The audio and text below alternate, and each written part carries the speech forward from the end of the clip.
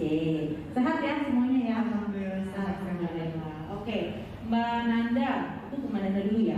Boleh nggak perkenalkan diri dulu ya ke sahabat-sahabat dulu dan sudah Mbak saya. Oke, sip. Silakan Mbak Nanda. Bismillahirrahmanirrahim. Assalamualaikum warahmatullahi wabarakatuh. Iya, terima kasih kepada Dr. Farida Wissatim, juga tim dari Soho dan Dr. Gunawan Delia dan ibu-ibu, bapak-bapak semua yang hadir di sini. Salam sehat semuanya. Perkenalkan, saya Nanda, usia 37 tahun sekarang, ibu dari 2 orang anak, kelas 2 SD sama TK. Sekarang ya sepasang perempuan dan laki-laki. Saya berumah tangga aja, menemani anak sekarang ya. Saya terdiagnosa kanker itu Agustus tahun 2021, jadi 1 tahun lalu. Jadi saya ini baru beres pengobatan intensif lah ya istilahnya, seperti itu. Jadi kita langsung aja ya, Mbak Dewi. Tunggu, sekarang kita dengar dulu Mbak Dewi. Oh, masih kenalan. Kalau saya kenalan dulu. Baik, itu dulu ya ibu kenalannya. Assalamualaikum warahmatullahi wabarakatuh.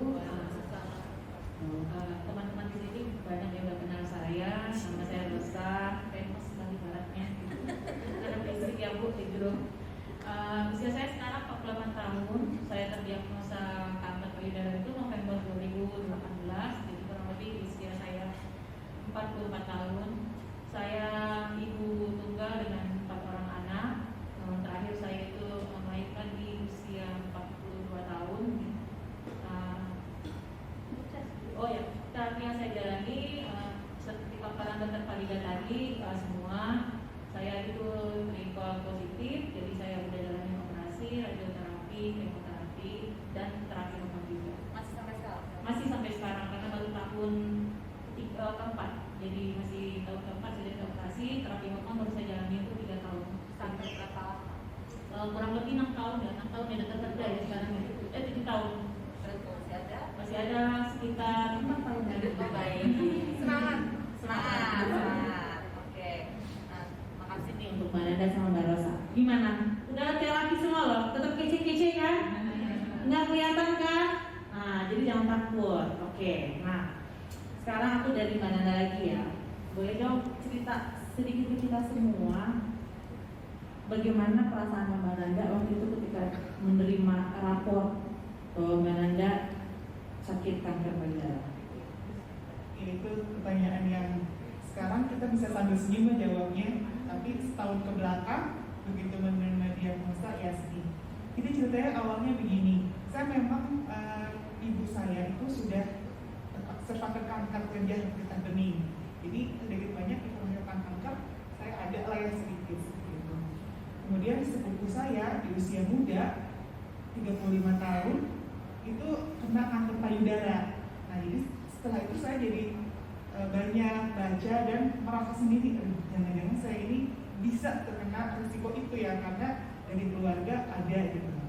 Kemudian saya memang sudah rutin sadari, jadi setiap setelah menstruasi gitu ya, atau sambil menyusui saya suka raba-raba payudara sendiri gitu, cek ada nggak nih benjolan atau kelainan gitu. Nah suatu saat di Agustus 2021 itu ada benjolan kecil kayak pilus gitu ya. Lagi mandi juga suka raba-raba ya, di ibu sini suka nggak sih? Raba-raba tubuh sendiri ada kelainan apa enggak gitu. Di sekitar ketiak, di bawah ketiak kanan itu ada benjolan sebesar pilus. Terus saya biarin aja nih, ini kan Kan pilus itu apa? Pilus.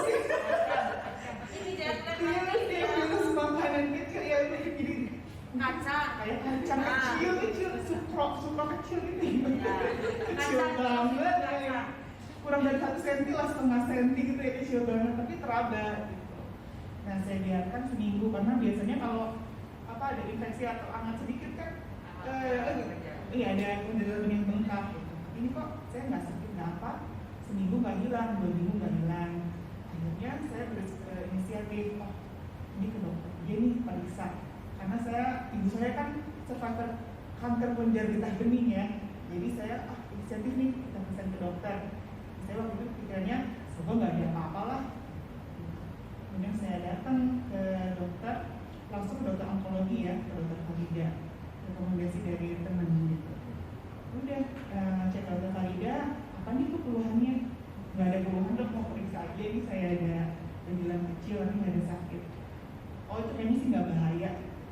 dan masih ngobrol gitu ya, tapi udah pernah, ini belum screening payudara secara klinis sebelumnya?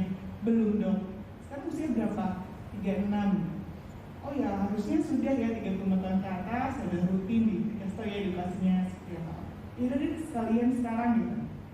Pas diperiksa, sama dokter Farida baru diraba aja, ternyata udah teraba kata di sebelah kanan. Saya sendiri nggak merasa itu benjolan gitu, nggak merasa, mungkin tangannya masih ini ada nggak sensitif. Kalau dokter udah tahu ini udah benjolan, oh langsung dokter, ini sebelah kanan, kalau sebelah kiri sudah bersih, sebelah kanan ada benjolan ibu.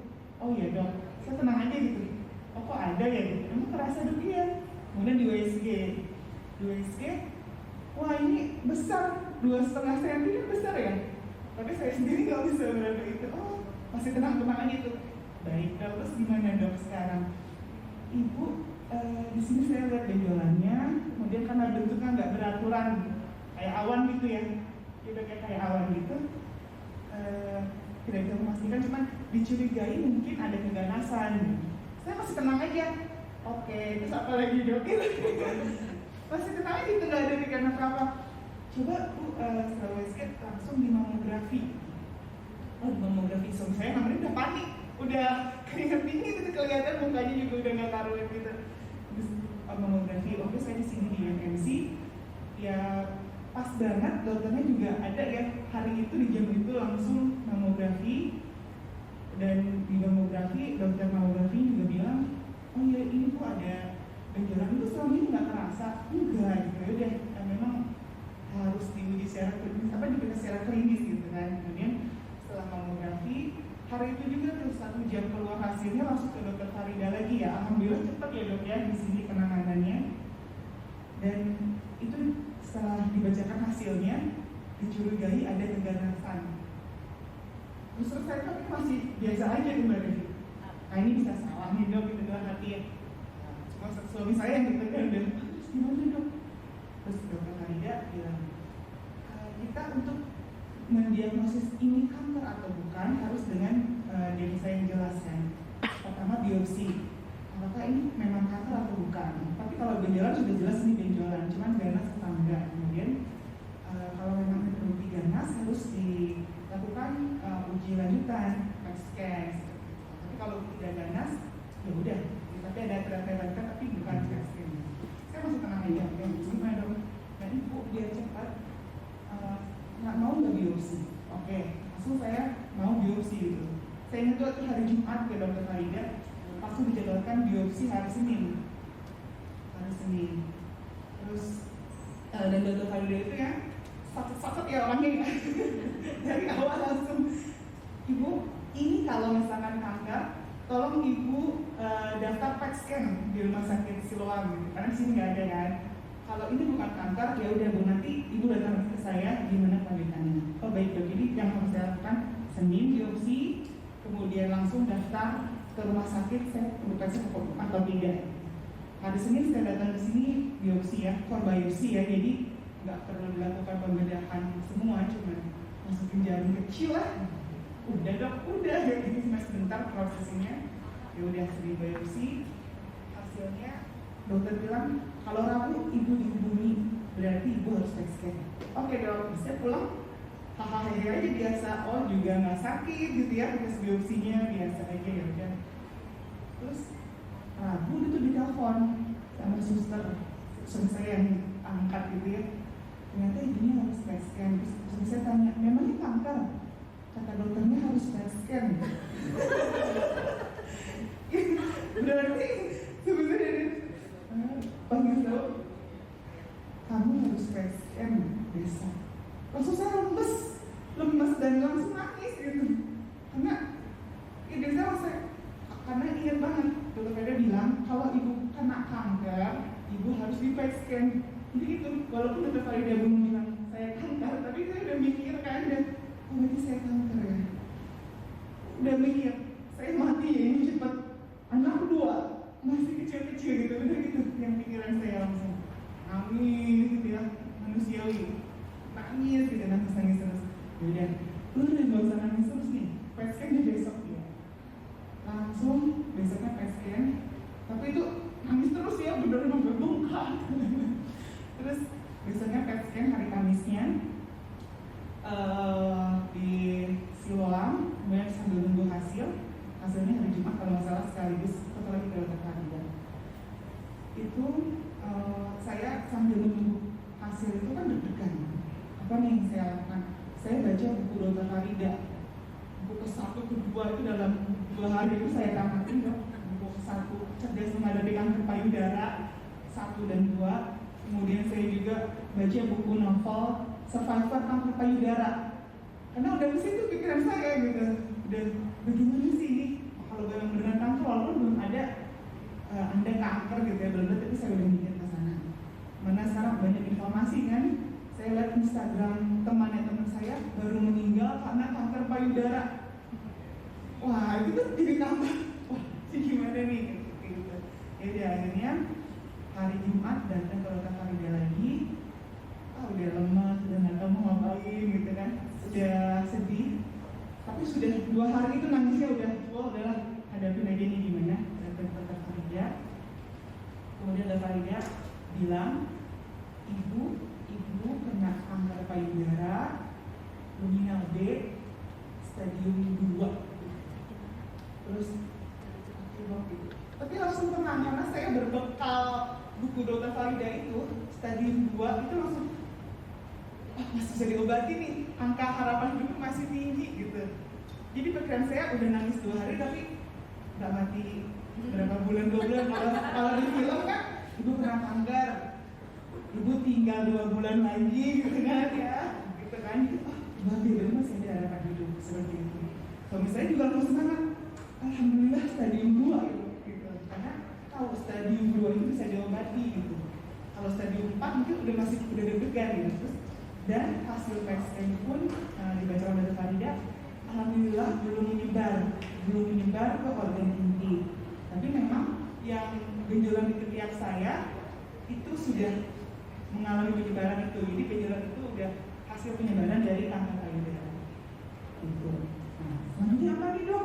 Langsung nanya kan, Dr. Farida menjelaskan, ibu tahu kemoterapi, tahu dok, karena ibu saya sudah menghadapi ibu saya. Gitu. Dr. Farida bilang terapinya itu kayak seminar tadi persis, begini.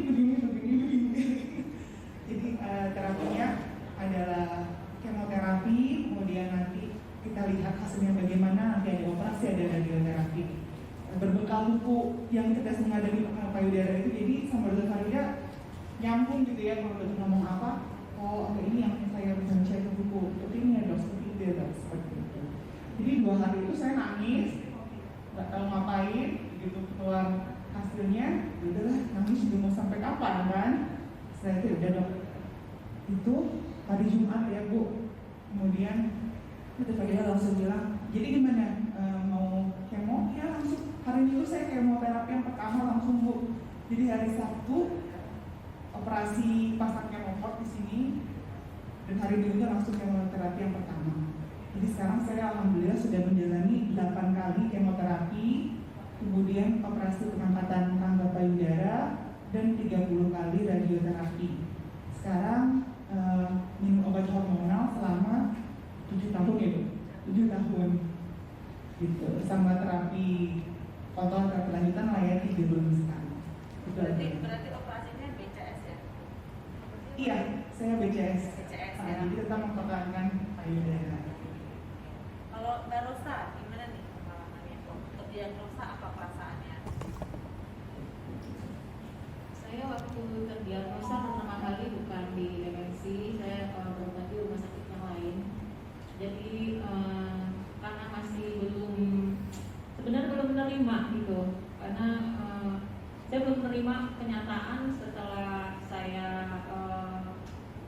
diperiksa MRI, konbiopsi, terus hasilnya keluar. Jadi agak masih tidak rela gitu, jadi masih tidak rela untuk menerima. Akhirnya nyari-nyari referensi, terus saya pindah ke MNC karena waktu itu kebetulan mencari dokter wanita yang mungkin akan lebih rasain beritanya saya yang tidak bisa saya ungkapkan gitu.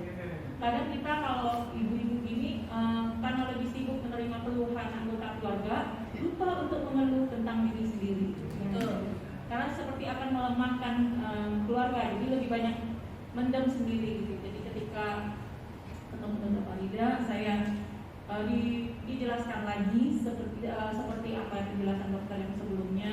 Terus Dr. Farida kasih saya tahapan seperti ini langkahnya begini Bu, gitu. Kurang lebih seperti yang paparan tadi, mempersingkat waktu. Saya diskusi lah sama keluarga karena kebetulan saya untuk tindakan pengobatan adalah biaya sendiri gitu kan. Jadi saya mungkin akan arahkan ke topik say yes to medis gitu. Jadi mengingat waktu itu biaya cukup besar, pihak keluarga lebih menyarankan saya untuk berobat non medis. Dapat jamu atau jaket atau apa? Jadi saya itu lahir di daerah di mana ibu saya itu kalau ada sakit itu dia lebih cenderung larinya ke orang pintar gitu. Jadi saya ngerasain itu yang kisah sakit radang usus dipindahin ke ayam, terus ada lagi yang sakit ini terus dikorbankan ke kambing itu ada, terus sakit ini ada yang digantung ramuan gitu, terus ada yang diminum. Jadi waktu itu Dr. Farida sebenarnya nyaranin saya yang harus saya jalani duluan itu adalah operasi, dan saya kebetulan dikasih rezekinya itu mastektomi gitu. Jadi pada saat itu mastektomi itu adalah mengangkat seluruh jaringan payudara. Dokter Farida mungkin masih ingat, dan itu juga dijelaskan oleh dokter saya yang pertama. Saya bukan kankernya ibu-ibu yang saya takutkan, tapi adalah hidup dengan tanpa satu payudara. Itu yang saya takutkan sebenarnya, tapi tidak saya ungkapkan. Ketika ketemu dengan Dr. Farida sepertinya karena sama-sama wanita, saya minta waktu itu, karena saya tipe orang itu yang saya harus tahu apa yang akan dilakukan terhadap diri saya, karena yang punya diri saya adalah saya gitu. Saya tanya sama Dr. Farida, dok, boleh nggak sih saya lihat hasilnya setelah nanti saya tindakan mastektomi itu gitu. Dr. Farida kasihlah itu saya foto gitu. Seperti ini Bu gitu kan. Terus saya terdiam gitu, tercekat gitu, dan Dr. Farida ngerti ya, itu yang saya bersyukur sama Allah di pertemuan yang Dr. Farida gitu. Karena saya berpikir saya tercekat, oh saya tidak takut dengan kanker nih ternyata, tapi saya takut setelah operasi itu gitu. Bagaimana saya menjalani hidup saya dengan normal gitu. Terus Dr. Farida melihat saya, ibu yang ditakutkan kejadian kayak begini gitu, karena tiap orang beda-beda, ya ibu beda-beda. Terus Dr. Farida saya bilang, iya sih dok, sepertinya saya kayaknya mikir-mikir lagi deh kalau mau operasi. Oh kalau ibu takut kayak begini, kita ada solusi kok, kita bisa rekon. Jadi Dr. Farida ke saya lebih banyak menjelaskan tentang rekonnya daripada rekon itu adalah memperbaiki bentuk payudara setelah operasi. Nah, jadi Dr. Farida lebih banyak ke saya itu ketika kontrol itu menjelaskan tahap rekonnya, bukan masteknya gitu. Karena dia lihat saya dengan kanker itu saya biasa-biasa aja. Oh, saya kanker. Padahal saya di keluarga besar saya adalah orang pertama yang terdiagnosa kanker. Dan saya di antara keluarga besar saya yang paling gak suka makan junk food. Jadi saya kalau ada orang bilang kanker itu dari junk food, aduh, enggak begitu. Jadi karena saya di antara keluarga, saya itu masak sendiri, ibu masak sendiri, jarang jajan di luar. Tapi rezekinya saya yang kena kanker dari seluruh keluarga besar. Jadi karena saya itu yang deteksi pertama, dan keluarga besar itu adalah rata-rata lebih banyak coba-coba alternatif dulu karena menghindari kemungkinan operasi dan mastektomi tadi gitu. Jadi saya, Dr. Farida waktu itu bilang, kapan ibu siap? Kita operasi dulu, karena saya dapatnya operasi dulu gitu. Terus saya bilang ini, bentar ya dok, nanti saya kabarin. Saya bicara dulu sama keluarga dengan Dr. Farida, karena ini saya akui Dr. Farida mungkin di grup seminggu yang lalu.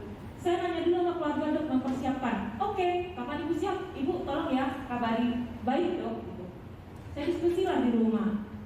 Tiba-tiba ibu saya bilang ini, oh gak usah kamu operasi, itu biayanya besar, nanti kamu akan begini, kamu akan gini.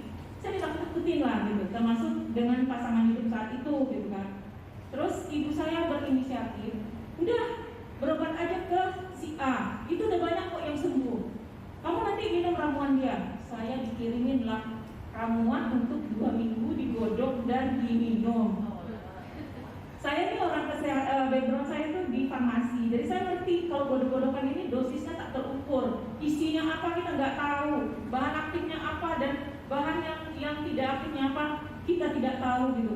Tapi lagi-lagi karena tidak enak dengan ibu dan suami, jadi saya ikutinlah. Saya kabarin Dokter Farida, Dok, saya operasi ditunda dulu ya. Dokter Farida teriak kan, bilang, Bu, dokter saya Suster Evi waktu itu, Bu, kata Dokter Farida jangan lama-lama ya, ibu tuh kankernya ganas. Oh, baiklah gitu. Jadi selama 2 minggu saya godok, saya minumlah itu ramuan yang katanya ibu saya. Pas saya buka, saya telepon, Ma, ini kata tabibnya ini apa gitu kan. Satu daunnya itu panjang-panjang kayak daun berbuih gitu, tahu ya. Terus satu lagi itu benalu teh gitu kan. Terus ada lagi bubuk-bubuk entah apa lagi itu. Saya godok, saya minum. Dilalah, saya yang orang yang selama ini minum jamunya hanya kunyit asam ya Bu, dikasih ramuan sedemikian itu, saya muntah-muntah. Tapi ibu saya bilang, kamu paksain, ini demi kesembuhan kamu, supaya nggak keluar biaya. Baik. Jadi saya ngomong ke dokter Farida itu, kasih saya waktu 2 minggu ya dok untuk berpikir lagi. Padahal saya itu minum obat ramuan dari alternatif. Jadi saya baru ngaku seminggu yang lalu di grup dengan dokter Farida. Ini pengakuan saya bilang gitu. Jadi saya minum itu, saya muntah. Itu saya minum selama 2 minggu, 3 kali sehari. Jadi setiap habis minum itu saya muntah. 1 minggu setelah minum itu lemes dong, muntah kan, lemes. Saya bilang gini, kayaknya enggak deh ini, yang saya jalani. Ini ganas. Jadi saya kayak ada zombie hidup di diri saya itu yang makanin saya sedikit demi sedikit di pikiran saya. Jadi ini bisa jadi itu juga yang bikin saya mual minum obat itu. Saya bilang ke orang tua, Mama saya nggak sanggup deh, saya muntah-muntah terus. Ibu saya dari Sumatera Barat khusus terbang hanya untuk membuktikan bahwa saya betul minum obat ramuan itu dan saya muntah. Jadi walaupun sudah divideokan, dia tidak percaya. Dia bilang, ya udah, aku ke Jakarta. Datanglah dia ke Jakarta, saya minum obat itu dekat dia dan saya muntah. Kamu tuh cuma kamu ingin aja, kamu bikin sengaja, kamu muntah-muntahin karena belum sempat ketelan. Dia udah keluar lagi. Emang lambung saya tuh menolak. Saya bersyukur lambung saya waktu itu bekerja sama dengan saya. Menolak. Supaya saya nggak kebablasan. Jadi saya muntah. Terus saya bilang gini, 3 hari sebelum tanggal 18, saya operasi itu tanggal 19. Terus 3 hari sebelum saya dijadwalkan mulai masuk, saya kabarin rumah sakit, saya masuk tanggal sekian ya. Oh ya Bu, nanti dijadwalin sama dokter Farida. Karena mama saya masih ada, saya bilang, izinkan dong saya sekali ini memutuskan apa yang akan dijalani, karena yang akan menjalani itu adalah saya. Kalau saya sampai, karena saya tipe orang agak kepoan dikit, dulu yang zamannya masih ada itu loh jaket-jaket listrik itu. Oh, iya. Itu saya luar biasa kepo. Kenapa? Semua pasiennya si dokter yang di BSD tersebut, itu saya pantau sosmednya. Itu kepo saya yang menurut saya itu kepo saya itu bermanfaat gitu. Saya pantau. Jadi saya tahu banget si pasien A yang jadi yang suka mempromosikan terapi ini, ternyata dia kalahnya sekian lama. Itu saya ada. Kalah itu maksudnya? Kalahnya artinya dia kalah dari kanker, jadi kankernya yang menang. Oh, kayak itu. Iya. Jadi saya dan itu saya lihat kan mereka pinter-pinter ya, ada yang lulusan ITB segala macam gitu kan. Tapi saya lihat kalah gitu kan. Jadi saya waktu itu berpikir, saya bilang gini ke Bu Sarma, izinkan saya sekali ini aja untuk menentukan masa depan saya sendiri. Saya mau apa? Tolong diizinkan. Ya udah terserah gitu. Operasilah saya dengan segala drainnya gitu kan. Terus keluarlah hasil IHK dan saya harus di kemo. Itu pun kembali lagi, udah dioperasi kanker itu udah diangkat. Padahal kata tabib, dengan posisi kamu yang ukuran tumornya cuma 2,5 cm, itu tuh sebenarnya bisa pakai ramuan, dia tidak perlu kamu dibedah-bedah gitu. Terus saya bilang gini, terus kalau misalnya saya minum ramuan itu ukuran kecil atau besar itu si tabib itu tahu dari mana? Saya bilang gitu. Kata ibu saya, kan bisa diraba. Saya aja yang punya diri, punya tumor ukuran 2,5 cm, saya nggak tahu ibu, karena tangannya nggak terlatih. Gimana sih tabib bisa gitu? Terus saya bilang, udah diangkat, udah kamu gak usah kemo, kata mama saya gitu. Tapi saya, dan ketika kemo pun juga dilarang juga, ditentang gitu, ditentang juga sama keluarga saya ikut kemo. Jadi ketika saya kemo, ibu saya sudah tidak ada.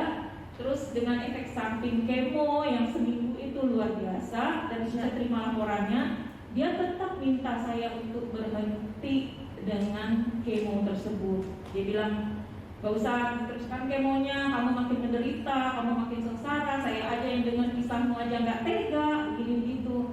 Terus saya waktu itu berpikirnya gini, kalau kita pasien ini pikirnya, saya tidak mau menyesal dengan ketika saya coba alternatif itu saya datang ke dokter lagi dengan kondisi sudah terlambat. Tidak mungkin kita itu alternatif dan dokter ketika kita masih terapi jalan bareng itu gak mungkin, Bu. Kenapa? Karena dokter alternatif pasti bilang, gak usah kemo, pakai obat saya aja. Ketika kita datang ke dokter pasti nanya, ibu kan tanggal sekian harusnya kemo, kenapa ibu kontrol doang ke saya, kenapa ibu gak kemo? Pasti gitu. Jadi tidak ada yang akan jalan bareng itu antara medis dengan pengobatan alternatif itu jalan bareng itu nggak mungkin. Kalau alternatif dia akan larang kita minum obat medis. Kalau kita datang ke medis tidak mengikuti tahapannya dokter pasti akan bilang, kalau kayak gini percuma Bu, ibu datang ke saya, mesti kayak gitu. Karena itu sebutan penyembuh ibu itu bukan saya yang nyusun paketnya, benar ya dok? Yang menyembuhkan itu adalah terapinya. Jadi kalau kita minum obat alternatif tapi tetap kontrol ke dokter Farida, itu tidak menjamin kesembuhan karena bukan dokter Farida yang menyembuhkan, tapi terapinya itu sendiri. Dokter Farida hanya menemukan apa yang terbaik untuk pasiennya. Makanya terus lanjut ya, saya masih di kemo, terus tetap dilarang. Pada saat saya kemo yang ketiga dan keempat saya mulai transfusi karena KB-nya drop. Tiba-tiba suami waktu itu minta saya untuk datang ke salah satu pengobatan non medis gitu, dengan alasan supaya saya dapat penyeimbang gitu dari efek samping kemo ini gitu.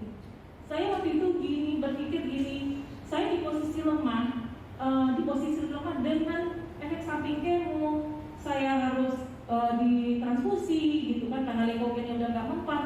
Ketika saya dalam posisi saya mental jatuh, saya datang ke pihak lain yang non medis, seyakin-yakinnya saya pasti akan berpaling. Yakin, saya pasti akan berpaling. Karena dia akan bilang, ini aja ibu gak akan seperti ini, gak akan jadi begini, akan jadi begitu. Dan itu saya tolak. Dan itu ternyata yang menjadi konflik antara saya dengan suami selanjutnya gitu. Jadi memang untuk jadi pejuang kanker, untuk pejuang kesembuhan, keteguhan hati itu nomor satu kalau menurut saya. Karena orang sekitar tidak akan mengerti apa yang kita alami. Dia cuma melihat kita muntah-muntah, nggak bisa makan, mood buruk gitu kan, terus bawaannya melo, nangis-nangis berkepanjangan. Pasien di sekitar kita akan berpikir gimana ya supaya dia lebih nyaman dari efek samping ini. Tapi lebih nyaman itu bukan berarti menyembuhkan. Makanya saya sejak itu masih juga diarahkan ke non medis gitu kan, sampai saya terapi target 1 tahun kemudian. Kapan berhentinya rayuan dari ibu saya untuk saya berhenti itu kapan gitu kan? Setelah yang jadi acuannya modelnya ibu saya itu kalah gitu. Jadi ibu saya itu selalu membandingkan saya. Tuh dia lihat, makannya banyak, badannya segar, rambutnya lebat, alisnya masih cetar. Kamu loh lihat dong, memble kayak begini gitu. Tuh secara mental tuh Bu, sangat menjatuhkan gitu kan. Memble kayak gini tuh lihat tuh. Kamu habis kemo tuh seminggu nggak bisa ngapa-ngapain, anakmu berantakan, nggak diurusin, bapak sekolahnya apa segala macam.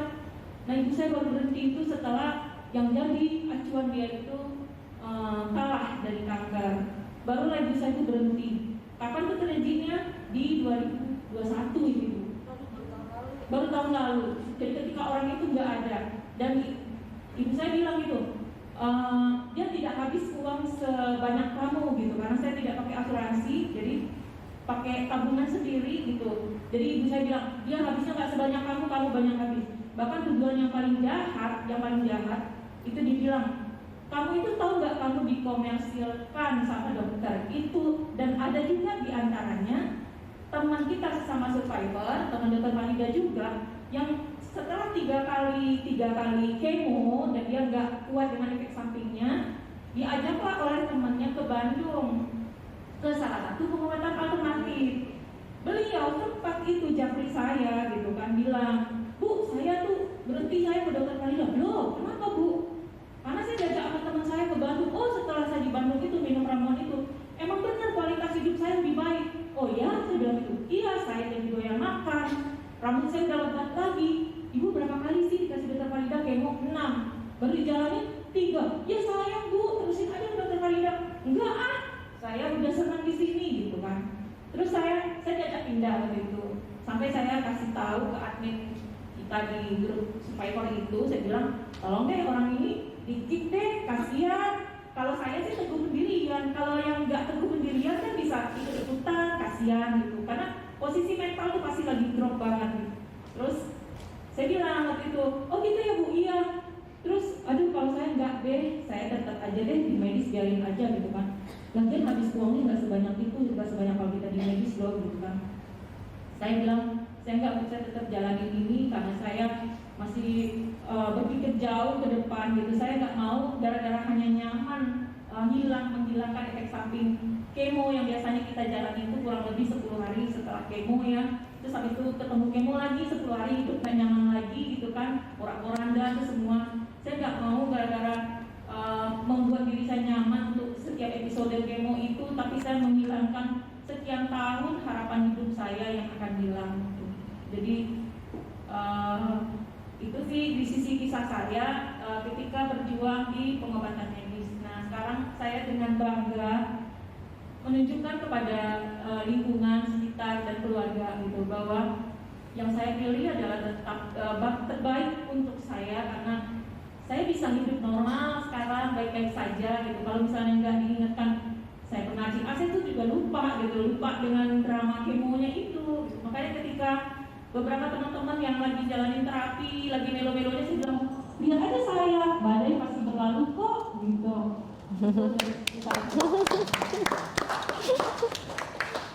Keren banget ya. Ini pertanyaan saya banyak loh padahal ya, ada 10, tapi ternyata semua terjawab semua dari ceritanya Mbak Rosa tadi.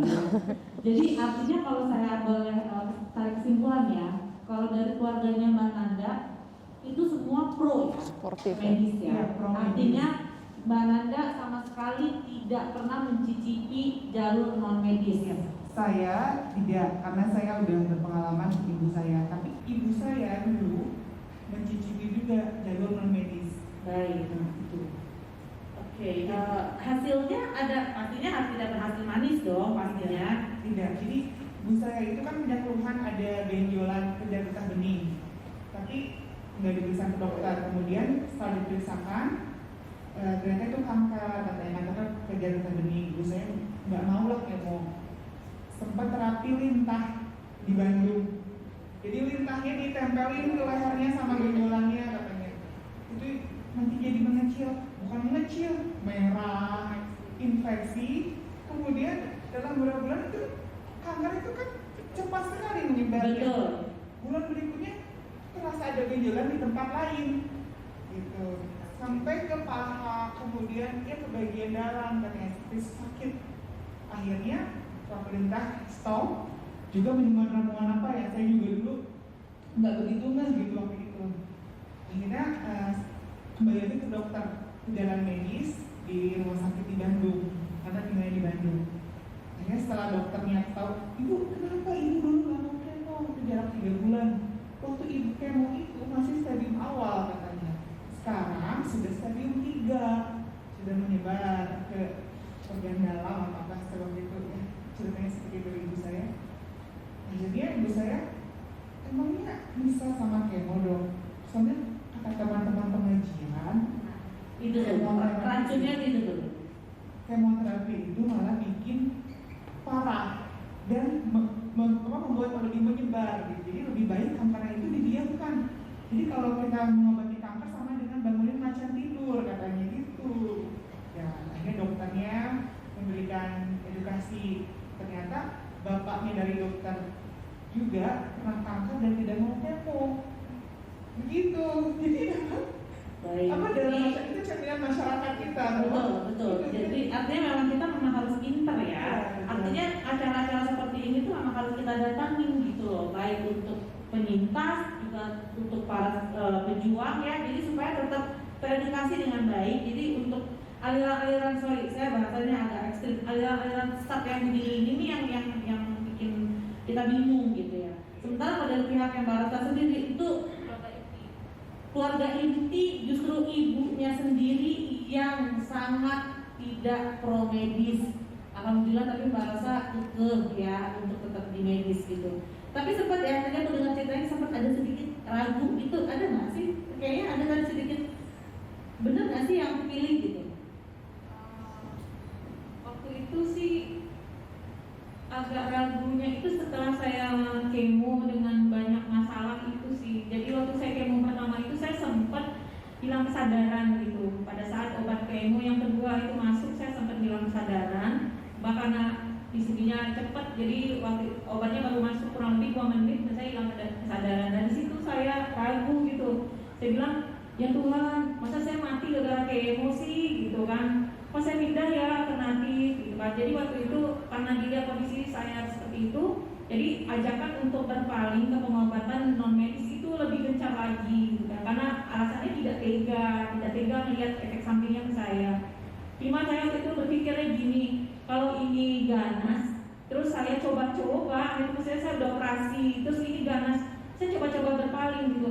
Otomatis saya keluarganya juga, dan ketika saya nanti ternyata di sana gagal, saya balik ke medis, saya udah gak punya biaya lagi untuk terusin di medis, karena saya udah di perjalanan dengan non medis tadi udah habis biaya. Jadi saya waktu itu galaunya ini, saya milih ini dengan apa saya berpaling ke non medis, tapi itu biayanya pasti lebih kecil, tapi dengan risiko kalau ini gagal, saya balik ke medis, sementara saya nggak punya biaya lagi untuk ke medis, karena pasti akan terkuras juga, gitu. Karena kan orang melihatnya itu, saya ada juga yang non medis itu mereka beli obat itu dari Malaysia. Dari Malaysia itu satu paketnya itu sekitar kurang lebih 15 juta gitu. Jadi saya berpikir kalau saya pakai ini 6 bulan, misalnya saya udah habis berapa ya, terus ternyata gagal, saya kembali ke medis, ini saya bilangnya zombie ya, zombie di dalam badan saya ini kan ganas gitu. Terus dia semakin kuat, otomatis nanti untuk berperang melawan si zombie ini udah gak ada dana, terus pasti akan dibutuhkan biaya yang lebih besar. Tadinya mungkin sekarang ketika di awal obatnya cuma 2 dengan level obat yang mungkin harganya mungkin lebih murah, tapi ketika saya udah coba-coba ini itu dan gagal, saya balik lagi ke medis, ternyata obat yang level yang murah itu nggak bisa menyembuhkan, terus naik ke obat yang mahal, sementara dana saya sudah habis untuk yang non medisnya alternatif. Jadi saya galaunya di situ. Saya akhirnya memutuskan ya sudahlah ya, saya udah terlanjur jalani di medis. Terus saya waktu itu karena bagusnya Dr. Farida itu dia ngasih tahu tahapan pengobatan kita itu sampai tuntas selesai, sehingga saya orang akunting bisa berhitung gitu pakai kalkulator. Oh saya sekali ini segini, sekian, tabungan saya sekian, yang lepas gitu. Kalau saya coba-coba ke yang lain, saya nggak ada biaya lagi nanti untuk terusin di sini. Ya sudahlah, kalau ini cukup lah insya Allah dengan saya jalani tahapan yang terbaik. Jadi saya akhirnya memilih di medis. Tapi ketika di titik-titik lemahnya saya itu memang ajakan untuk alasannya rajulannya begini, hanya ini kok memberikan pencerahan gitu. Kita lagi di posisi lemah, di posisi galau, siapapun yang ngasih pencerahan, kita pasti akan ke bawah. Nah saya tahu banget diri saya, waduh kalau sekarang saya ada orang yang nasihatin bilang begini, pasti saya bawa gitu, lebih baik saya tidak usah datang. Nah itu jadi konflik juga di dalam keluarga gitu kan. Kamu nih orangnya ngeyel, bahkan ibu saya bilang saya itu agak durhaka gitu karena nggak ngikutin apa yang dia mau gitu. Jadi saya waktu itu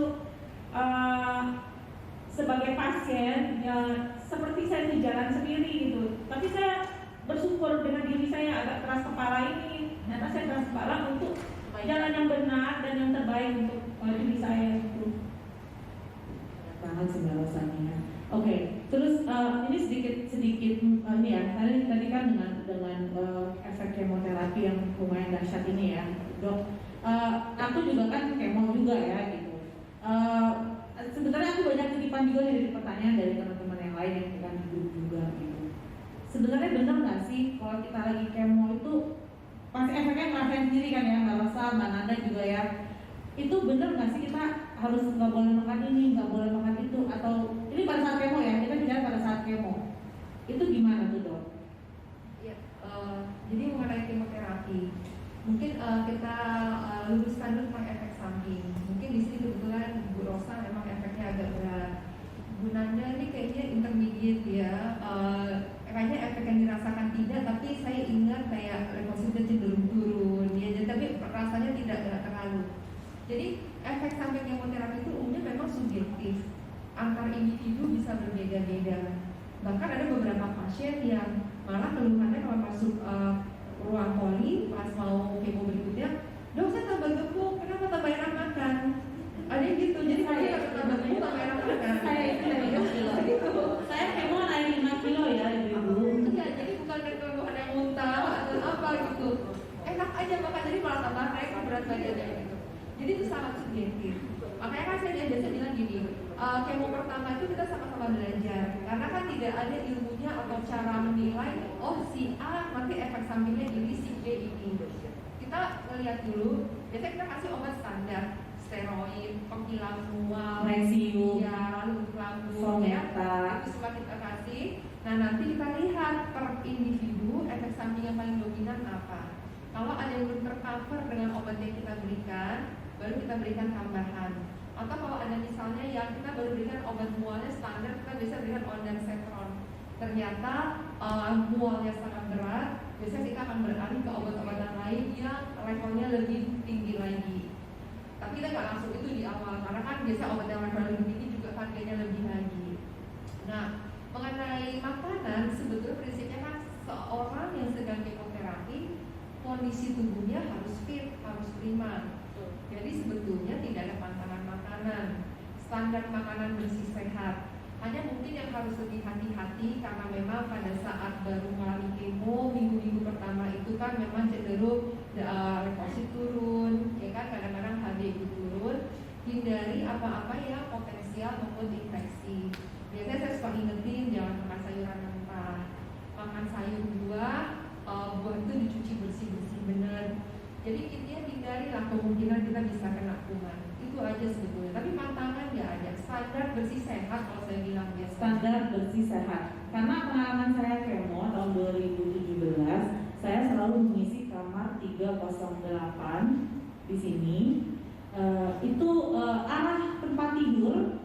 Kalau kita menengok ke arah sebelah ke kiri, itu adalah pasar festival.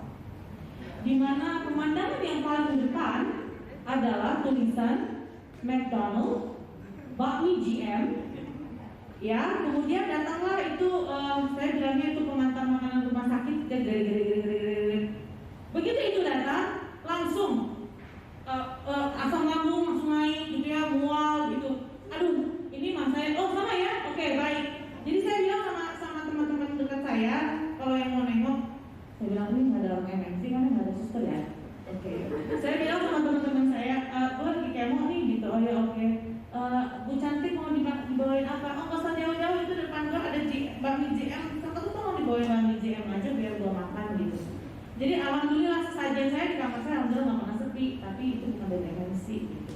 Alhamdulillah. Tapi alhamdulillah jadi saya 5 kilo. Yang penting pokoknya buat saya adalah kemo jalan terus. Karena saya langganan suntik apa dong? Aduh. Luar biasa itu. Oh ini kalau disuntik ribut banget. Ribut.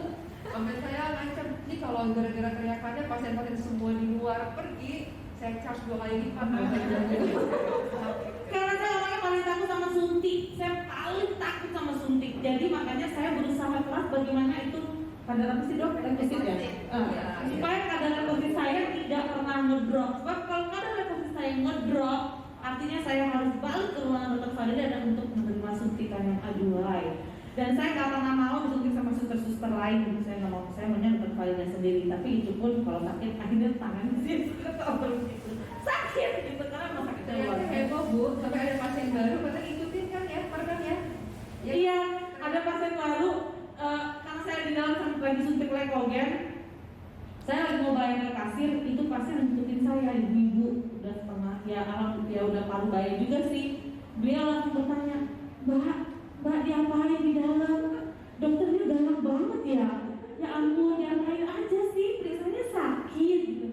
Saya langsung salah tingkah juga, enggak itu, dan saya berusaha mengkoreksi keadaan. Enggak, itu saya aja yang sakit begitu. Saya harus mengkoreksi keadaan. Kalau nggak nanti dikasih saya bisa 2 kali lipat gawat juga kan gitu. Jadi memang efek kemo itu jangan ditakutin. Memang saya nggak bilang efek kemo itu nggak apa gitu, enggak. Memang tidak enak semuanya terasa kembali. Cuman memang indah pada waktunya, pada akhirnya kita semua bisa duduk di sini. Insya Allah, alhamdulillah sehat semua. Kita amin. Nah, sekarang terakhir nih, aku mau nanya sama Mbak Linda sama Mbak Rosa. Apa sih sebenarnya yang dibutuhkan oleh pasien pada saat menjalani terapi, baik radiasi, kemoterapi, terapi hormon? Apa sih sebenarnya yang dibutuhin? Jadi yang datang ke sini mungkin untuk caregiver atau support systemnya, suaminya atau istrinya, supaya juga bisa mendengarkannya. Apa sih sebenarnya yang dibutuhkan? Terima kasih Mbak Devi. Iya, karena efek yang kita jalani kan berbeda-beda ya. Saya sendiri mau cerita sedikit, kalau untuk kemoterapi, alhamdulillah ringan efeknya di saya. Jadi mual ada tapi tidak sampai muntah, makanan malah tambah nafsu gitu. Saya sendiri, oh kok ini ya efeknya. Kemudian berat badan naik 7 kilo karena semua masuk. Leukosит memang turun. Tapi saya ada keluhannya tuh di radioterapi dok. Jadi saat dia radioterapi tiap hari, leukosit saya turun drop sampai 2 minggu ditunda gitu. Dan setiap selang sehari saya suntik ortogen terus dok. Jadi hari Senin suntik ortogen, Selasa enggak, Rabu suntik lagi begitu terus dok. Cuma selama 30 kali radioterapi itu. Jadi dan efeknya lebih mual muntah tuh di radioterapi, bukan di kemoterapi kalau saya. Jadi jangan takut sama efeknya, kan beda-beda juga gitu ya, insya Allah. Nah, yang dibutuhkan apa sih oleh caregiver gitu ya? Ya pertama dengarkan aja gitu. Kadang-kadang kita nggak mau dikasih solusi macam-macam karena udah banyak dari dokter suruh ini, kita baca informasi suruh ini gitu. Ya hanya mau ditemani, kalau kita mengeluh dengerin aja gitu. Gak usah, oh ini karena kadang-kadang mereka juga berat ya menemani kita, tapi mereka juga nggak ngerasain kan. Kita juga susah kan mau ceritain apa kita rasain terus gitu. Apalagi ibu-ibu mau cerita juga kasihan, suami udah capek, anak-anak juga udah capek gitu ngurusnya seperti itu. Jadi untuk caregiver, keluarga, kerabat di sini dengarkan keluhan mereka, peluk gitu aja ya. Jangan kalau omongan ya udah kita udah banyak capek nasihat-nasihat dari luar. Ya kalau makanan juga itu penyemangat juga baru ya kita ya. Jadi kalau selama kemo itu dikirimin jus gitu ya, jus buah tuh segar, kemudian makanan-makanan yang karena memang nggak ada makanan ya dok ya, kayak seperti itu. Jadi makanan-makanan juga memang semangat juga sih, seminggu tengok sambil kasih makanan itu aja sih. Jadi bukan yang muluk-muluk harus dikasih motivasi apa, enggak gitu ya. Jadi cukup dengerin aja, doa gitu aja. Kalau dari saya, satu, jangan pasang ekspresi sedih gitu. Kalau ketemu pasien kanker, biasanya orang yang busuk itu langsung bukan gitu. Itu jangan gitu. Terus ya dengarkan. Jadi kalau misalnya kita yang kena kanker itu, kalau khususnya saya gitu ya, kalau orang datang seperti Ros gimana, lu tambah kayaknya segeran nih hari ini, gimana? Jadi dengerin aja, ajak ngomong yang ringan-ringan, ekspresinya tolong dikondisikan ya, Kesti, saya bilang. Jadi kalau saya orangnya sedih-sedih, saya larang busuk saya, lu di mana sekarang? Kayaknya lu gak usah nengok gue deh gitu, karena gue kalau tambah drop kalau lihat muka, karena apalagi kalau datang dengan tangisan gitu, saya bingung. Ketika saya baru selesai operasi ya dok ya, baru bangun, melek gitu. Keluarga saya hubungi saya nangis-nangis, sementara saya belum on 100% gitu. Saya pikir ini saya ini ngelihat Ros, saya ini posisi sebagai Ros, ngelihat orang lagi berhubungi saya nangis-nangis, atau memang ini Ros saya itu masih ada di badan saya gitu kan. Jadi saya juga melek, syok langsung peluk, ini saya ini Ros atau masih ada gitu, ternyata masih ngurangin lah harapan saya sih gitu. Kalau ketemu saya jangan pasang muka sedih, tolong dengarkan saja gitu. Saya bercerita dengarkan saja, tolong jangan ide aneh-aneh gitu kan. Ketika mungkin saya ngeluh, aduh saya ini diare loh, udah 2 hari loh, sampai saya itu diare terus-terusan sampai saya pakai pampers loh gini gitu kan. Dan janganlah ngasih ide yang solusi gitu kan, karena pasti setiap pasien tuh punya dokternya sendiri-sendiri. Jadi biarkan dokter itu yang memberikan solusi gitu. Jadi jangan kita sebagai pendamping tuh ngasih solusi, apalagi menyalah-nyalahkan gitu, nyalahin kamu sih, kenapa kamu tetap jalanin itu ya kan, jadinya kayak begini. Itu tuh energinya buruk sekali. Ya bersyukurnya saya orang yang keras kepala digituin yang nggak goyah. Tapi saya yakin ada orang-orang di luar sana yang ketika terapi berhenti itu yang ketemunya energi negatif seperti itu. Itu sih harapannya buat pendamping, keluarga atau sahabat ya. Iya. Jadi harus tetap berikan energi positif ya, itu yang paling penting ya sih, itu benar banget ya. Oke, alhamdulillah. Ini masya Allah, ini pengen ngobrol terus ya, tapi waktunya jalan terus nih. Ini udah syarat banget dengan informasi, tips, pesan, dan saling transfer kekuasaan. Sekarang aku minta tepuk tangan lagi dong untuk Pananda, waktu saya ya. Sekarang kita cek dulu nih sama Mbak Siti Nahan, ada nggak yang belum tercover nih dari acara kita, jadi kita nggak. Oke, terima kasih ya Mbak. Tetap banyak ya. Oh, oke. Dokter ini dokter Farida ya. Dok mau tanya, apa efek samping minum obat hormonal? Apakah termasuk dengan vagina yang kering? Apa solusi untuk vagina kering pasca terapi biar hubungan dengan suami tetap harmonis? Ya, nah terapi hormonal itu sendiri sebetulnya kita harus bedakan. Terapi hormonal pada intinya adalah bagaimana si sel kanker tidak, reseptor estrogennya tidak menerima estrogen. Yang paling awal ditemukan terapi hormonal adalah tamoxifen. Tamoxifen itu dia hanya memberikan aksi di payudara, sehingga untuk tamoxifen seringkali pasien masih tetap bisa menstruasi, lalu tidak pengaruh juga kepada vagina umumnya. Tapi memang ada beberapa pasien yang mengeluh. Dan yang mungkin lebih terlihat efek sampingnya ke arah gejala-gejala seperti menopause kalau pasien diberikan aromatase inhibitor. Yang harus diingat, ketika pasien diberikan aromatase inhibitor padahal pasien itu belum menopause, maka dia harus dihentikan dulu ovariumnya. Umumnya kita berikan terapi obat yang disuntik, atau ada juga beberapa pasien memilih pengobatan operatif, jadi diangkat ovariumnya.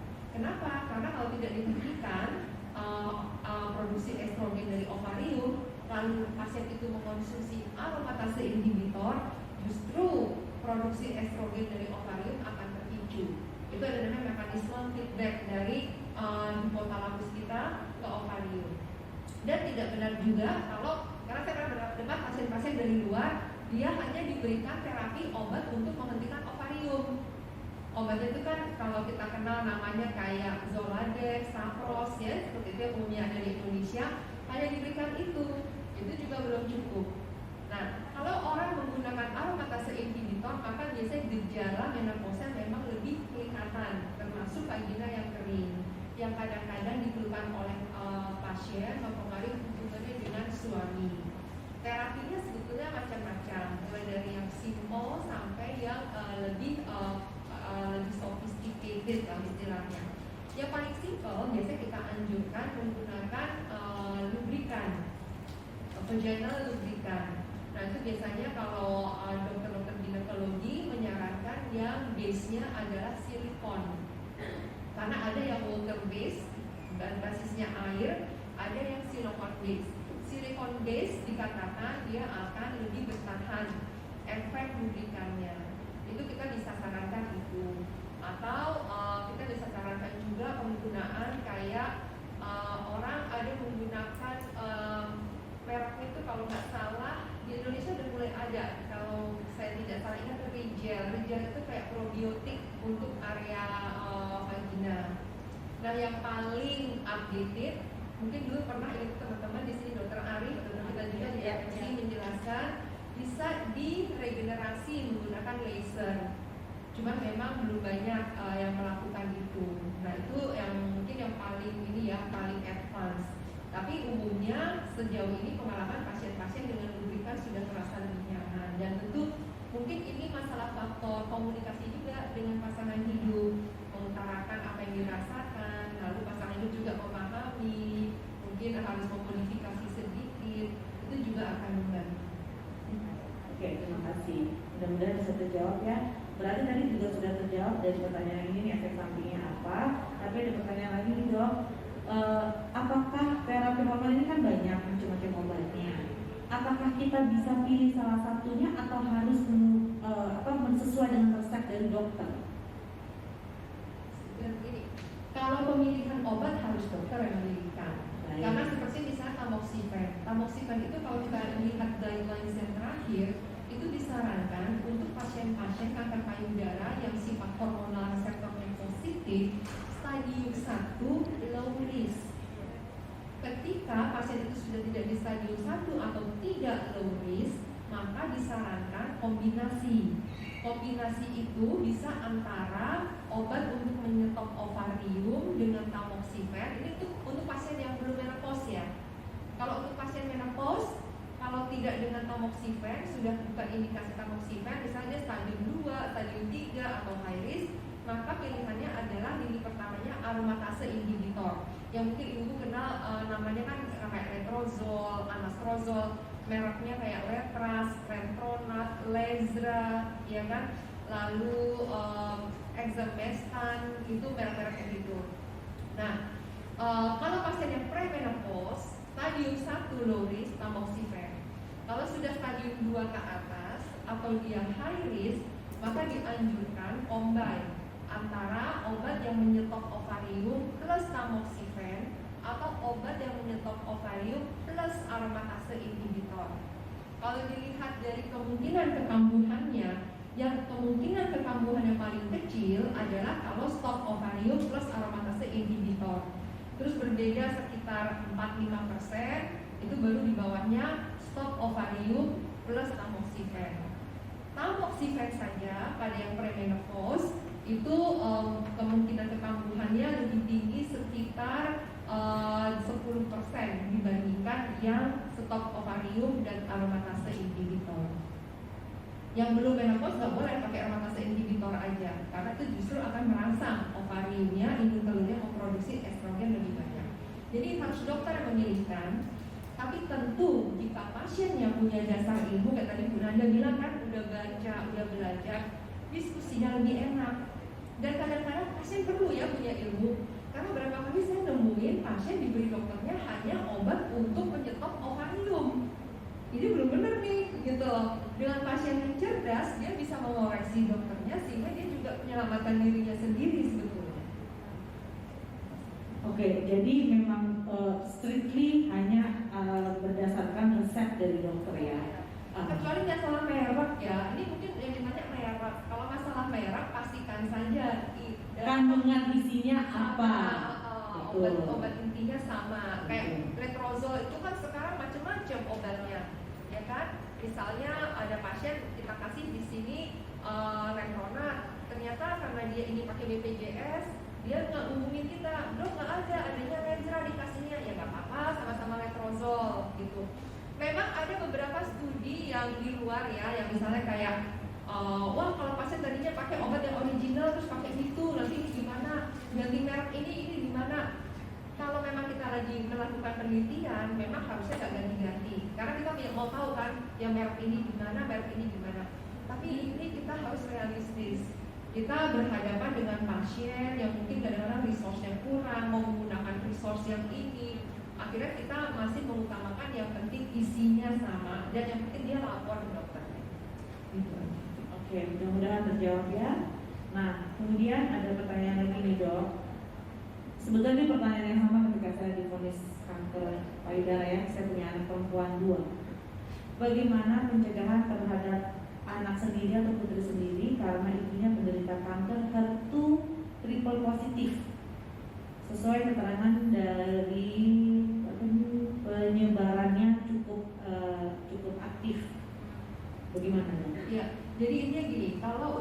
kanker payudara dan kanker ovarium, kalau kita bicara masalah familial, ketika dalam keluarga kita ada satu orang saja yang terdiagnosis kanker payudara atau kanker ovarium saat usianya belum 50 tahun, atau 2 orang di atas 50 tahun, dan ini pada tingkat pertama ya. Tingkat pertama tuh ibu, adik, kakak, lalu anak. Nah, itu disarankan kita memeriksakan kemungkinan ada mutasi gen BRCA, gen berapa. Tapi belum tentu positif memang, karena angka positivitas gen berapa tuh di Indonesia memang rendah.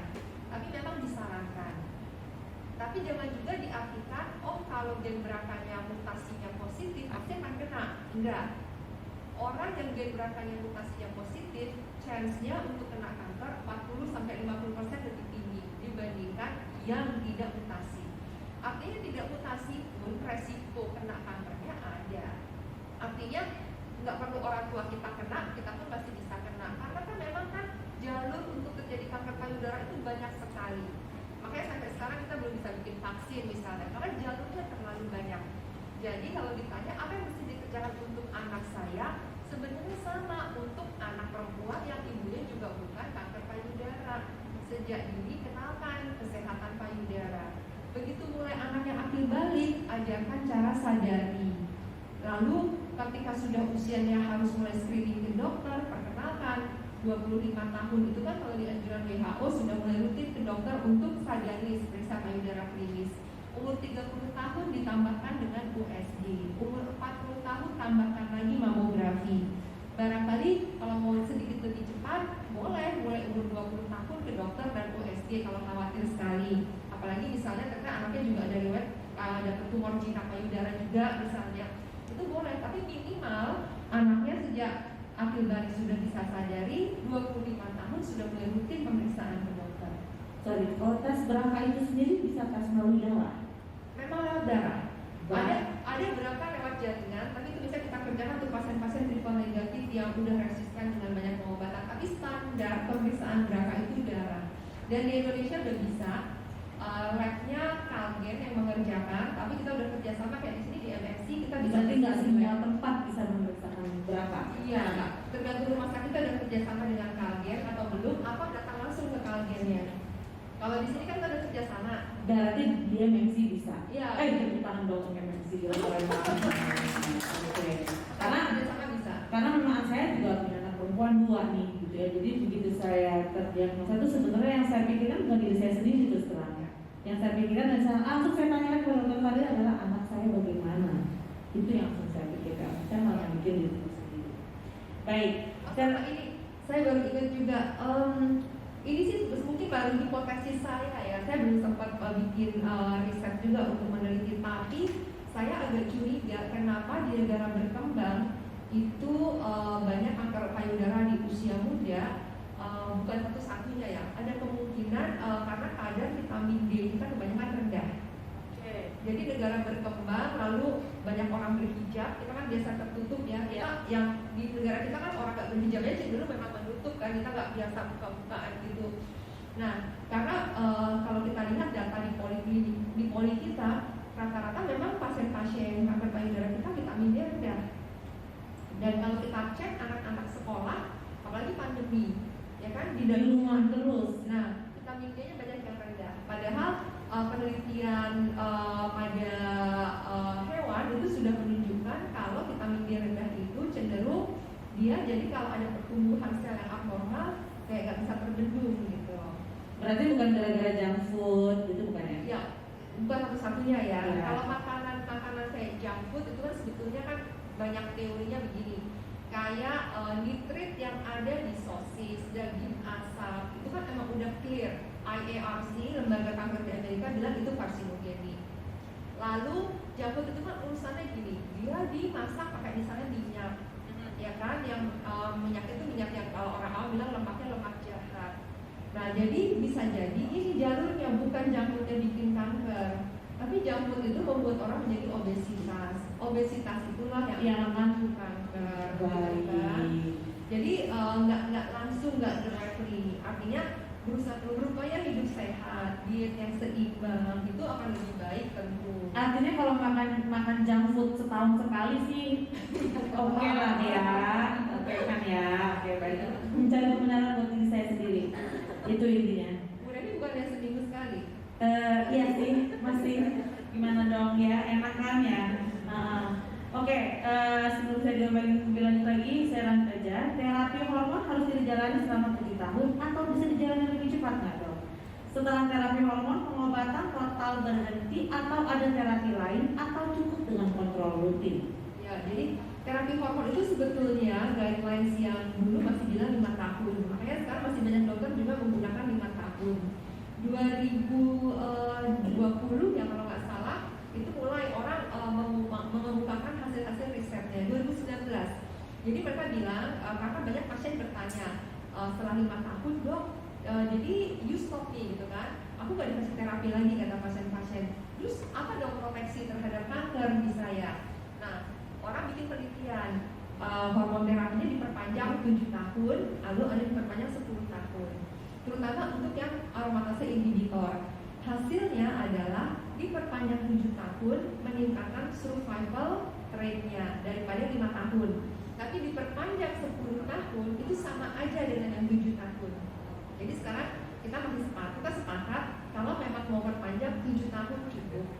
Apa yang diberikan setelah itu kalau memang sudah tidak ada, kan kalau kemoterapi target terapi udah di depan ya biasanya, hormon terapi biasanya memang paling belakangan. Ya sudah tidak diberikan apa-apa dan kita akan awasi saja. Dan memang kan umumnya pasien yang selama 5 tahun pertama tidak mengalami kekambuhan itu survival rate-nya prognosisnya lebih bagus. Makanya kalau dari 5 tahun kan kita bolehkan kontrol setahun sekali aja gitu. Ya, itu pun saya skip kemarin ya, setahun. Jangan dulu saya ini. Don't try this at home. Oke. Jadi memang setelah terapi hormon 7 tahun selesai, berarti memang cukup dengan kontrol rutin saja. Betul ya dok ya? Oke. Dan gaya hidup ya, gaya hidup. Makanya kalau kita kan di poli kita nggak hobi meriksa kayak CEA, CA gitu kan banyak ya yang suka periksa-periksa. Karena memang blood cancer marker itu udah nggak dipakai. 2010 itu konsensus sudah mengatakan nggak ada gunanya nyuruh pasien periksa itu. Untuk mendiagnosis nggak ada gunanya, untuk melihat kekambuhan juga sebetulnya nggak ada manfaatnya. Ada porsinya kecil, jadi misalnya ada pasien stadium 4 penyakitnya progresif, kadang-kadang ada dokter periksa itu untuk melihat makin progresif nggak ya gitu. Tapi tidak digunakan lagi secara rutin. Justru saya lebih senang meriksa ke pasien-pasien misalnya ada kolesterol, ada gula darah. Karena itu tadi kita berusaha membuat lingkungan tubuh kita itu nggak friendly terhadap kehadiran kanker. Jadi artinya jangan obes, jangan kelebihan lemak, jangan kelebihan gula darah. Jadi itu lebih bukan berarti kalau kolesterol tinggi pasti kena kanker ya. Enggak, itu kayak pengingat. Ayo modifikasi gaya hidup biar gak terpancing gitu. Jadi kualitas hidup ya, kayak hindari stres, olahraga kayak gitu ya. Itu gaya hidup seperti yang bisa perhatikan. Kalau PET scan itu normalnya dilakukan berapa kali dalam setelah kemo kah atau bagaimana? Ya, jadi untuk imaging. Kalau standar pengobatan yang benar begini, sebelum terapi dimulai, lengkapi semua pemeriksaan, itu idealnya. Makanya kita lebih senang minta pasien CT scan, CT scan, memang sebelum kita memulai membuat desain terapi. Jadi kita tahu titik awal kita tuh ada di stadium berapa. Nah, bagaimana kalau sudah selesai semuanya, sudah rampung, kalau kita mau strict ikut guidelines yang berlaku di dunia, mereka tegas bilang, tidak ada kewajiban pasien melakukan imaging kecuali mamografi untuk payudara selama masa surveillance, kecuali atas indikasi. Indikasi itu misalnya gini, pasien datang, aduh mual-mual terus nih, udah minum obat lambung, udah 2 minggu gak hilang-hilang. Saya mungkin akan minta USG perut atau CT scan abdomen, atau batuk-batuk, udah lama nggak sembuh-sembuh, udah berobat ke dokter paru, di ronsen toraks bilangnya fine-fine aja, tapi kok batuk nggak hilang-hilang.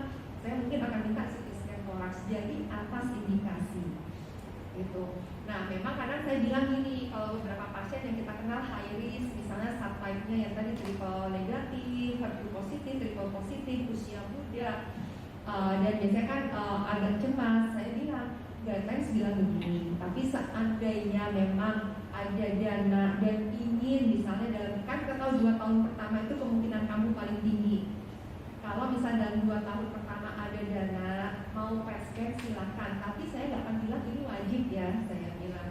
Artinya kalau demi PESCAN anak juga bisa bayar uang sekolah ya jangan. Tapi kalau emang dana nggak masalah, asuransi nanggung, cemas, baru tenang kalau udah diperiksa silakan, tapi guidelines memang tidak diwajibkan. Jadi yang wajib itu pemeriksaan payudara, mamografi, kita tambahkan USG payudara kadang-kadang biasanya setahun sekali. Yang lain atas indikasi. Baik. Berarti kalau saya boleh kasih kesimpulan ya dok dari sesi tanya jawab ini ya, kanker itu yang saya saya rangkum ya, ini bukan penyakit coba-coba, betul ya? Bukan penyakit coba-coba, coba ini, coba itu nggak bisa. Ini harus berdasarkan uji klinis dan medis. Jadi ayo kita semangat untuk menuju ke jalan yang benar, ya. Betul ya? Ke jalan yang benar. Kemudian kalau dalam bahasa saya ya, as agamisa, kita sudah satu percaya sama satu dokter, ya. Mindset kita berarti kan Allah menitipkan ilmunya untuk dokternya. Kita sudah datang ke beliau. Artinya kalau saya cukup samina wa ta'na aja, saya dengar dan saya jalankan. Saya tidak perlu kreatif mengerjakan yang lain atau mencari ide-ide yang lain yang cukup kreatif yang tidak sesuai dengan kaidah dari dokter yang saya datangi. Itu yang kesimpulan yang saya ambil ya, betul. Tapi cari ilmu boleh sih. Ya boleh. Artinya maksudnya apalagi kalau ternyata dokternya udah ngasih ilmu begini gitu kan ya, terus masih kayak tadi ibunya Mbak tetap tukar, dokter kamu begini begitu. Nah, itu kan berarti makanya penting sekali untuk kita cerdas dan pintar dalam menghadapi kanker payudara ini. Baik, ada lagi pertanyaannya mungkin yang mau ditanya? Oh iya Mbak, gimana Mbak? Ya, makasih. Oke. Maju Bu, nggak nyampe kabelnya. Iya, boleh. Terima kasih. Menyambung tadi pertanyaan yang untuk terapi hormonal 7 tahun, setelah itu kan katanya setelah 7 tahun berhenti, hanya dipantau atau diawasi. Nah, ini untuk kasus seperti saya dok yang ERPR positif atau positif, ERPR positif mendapat terapi hormonal retras plus suntik apros untuk menekan produksi estrogen. Nah, untuk kasus saya setelah 7 tahun umpama nanti nih secara umur, secara usia saya belum menopause, terus dicek pun kadar estradiol saya belum menopause, itu gimana dok? Setelah 7 tahun nanti umpama berhenti terapi hormonalnya, terus umpama kita datang bulan lagi ya, dalam bulan itu Artinya kan estrogennya masih ada. apa nggak bahaya dok? Gitu aja. Ya kalau kita mau berhipotesis artinya kayak logika kan mungkin wah berarti ini nanti ada estrogen lagi gitu ya. Tapi penelitian tidak membuktikan sih Bu. Penelitian tetap mengatakan cukup sih, karena kalau memang misalnya masih ada sel kanker yang dia akan kembali dalam waktu cepat, dia akan umumnya itu kelihatan sebelum 5 tahun. Bahwa ada pasien-pasien baru kambuh setelah 10 tahun dan sebagainya, memang ada. Kita nggak bilang nggak ada, memang ada. Tapi jumlahnya tidak banyak dan biasanya prognosisnya masih lebih baik asalkan diketahui lebih cepat, ditangani dengan tepat. Karena itu kan kayak misalnya saya bilang kan 3 tahun pertama kontrol ya 3 bulan sekali, tahun keempat kelima 6 bulan sekali, lewat 5 tahun setahun sekali. Bukan berarti kalau misalnya ada keluhan, oh yaudahlah kan belum setahun nih, gak usah kontrol dulu gitu. Jadi kan biasanya pasien kan makin lama makin cerdas ya, dia tahu biasanya nih kambuh ini kalau mau nggak di payudaranya sendiri ya di hati, di paru-paru, di tulang. Jadi kalau ada keluhan-keluhan yang seperti itu kita kan udah aware. Memang nggak panik, kita rasakan dulu 2 minggu dengan terapi biasa hilang nggak ya? Oh hilang nih, udah nggak masalah. Nggak hilang juga, malah makin terasa lebih berat. Berarti walaupun mungkin jadwal kontrol masih 6 bulan lagi ya datanglah untuk kontrol gitu. Karena kita kan juga dalam kedokteran itu ada risk and benefit ratio.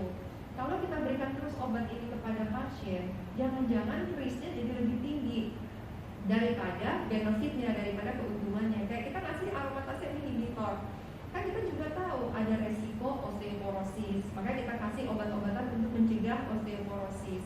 Kalau kita kasih lama-lama gitu kan, kemungkinan osteoporosis jadi lebih tinggi, nanti malah kualitas hidup pasien turun. Bahkan ada pasien misalnya diberikan aromatase inhibitor 5 tahun aja dia udah agak berat osteoporosisnya, dia memilih berhenti nggak mau sampai 7 tahun, kita izinkan. Jadi tetap ada pertimbangan risk and benefit ratio. Kita berusaha benefit yang didapat pasien lebih tinggi daripada resiko yang dia dapatkan. Makanya tadi yang Bu Remi bilang, terapi kanker payudara itu individual sekali, nggak bisa disamaratakan, tergantung respon masing-masing, tergantung kebutuhannya. Ya. Jadi stop untuk bertanya ya maksudnya apa kamu terapi ini kok aku enggak gitu ya. Stop. Mungkin boleh tanya, Iya tapi jangan jangan gini-ginian gitu ya. Baiklah. Gimana Mbak Siti terjawab ya pertanyaannya ya. Baik, alhamdulillah. Oke, alhamdulillah teman-teman semua, sahabat-sahabat semua, dengan berakhirnya sesi tanya jawab